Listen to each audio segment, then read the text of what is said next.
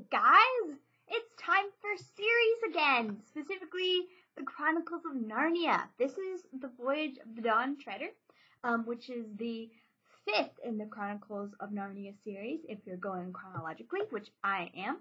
And this one is a pretty good one, so let me just tell you about it. So we know the Pevensey children. We have two of them in this book. We have the two youngest, Edmund and Lucy. They're staying with their cousin, whose name is Eustace. And Eustace is a jerk. We'll talk more about Eustace later. So what happens is they're staying at Eustace's house, and all of a sudden they fall into a painting, and they're in Narnia again. They're specifically not really on the continent of Narnia, wherever. They're on a boat with Prince Caspian, who you will know from the fourth book called Prince Caspian. And so they're with him. He's going around. The country's doing pretty good. It's been a few years since the events of Prince Caspian's book. And so they're going to go and explore the other places in the ocean. And so the whole book, really there's not much of a plot.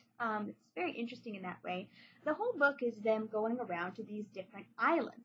And their goal sort of is to find these 7 missing people that were friends with Caspian's father. They went and sailed across the ocean just like Caspian is doing right now. And so their goal is to find them, but mostly they're just kind of having little mini adventures as they go through to each of these little islands. I was thinking about it plot-wise again because, especially because the movie tried to have this whole weird smoke monster thing that they were trying to defeat or something. That is not in the book. I understand why they wanted to have an overall plot. But really, this book is just going to these islands, and you have a little story. It has this little arc, and then you're done with that little story, and then you go on to the next place. And I really like this book. I have thought of it in my head as being at least one of my very favorites, if not my very favorite of the series. And I still am of that mind now, having read it again.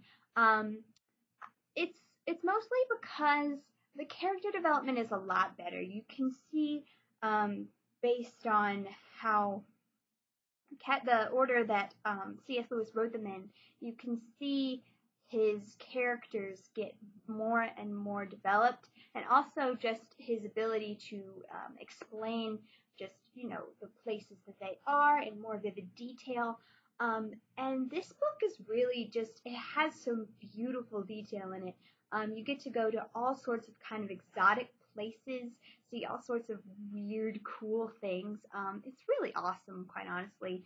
And the characters are also a lot better too.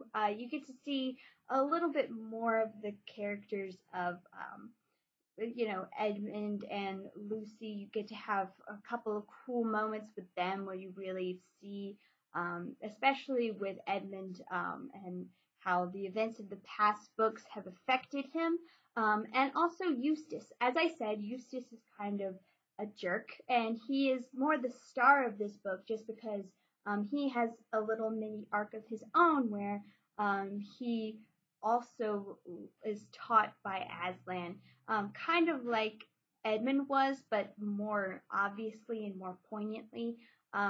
He's taught to be a better person, and he improves because he's in Narnia, which is something that's cool to see, and it's a lot of fun.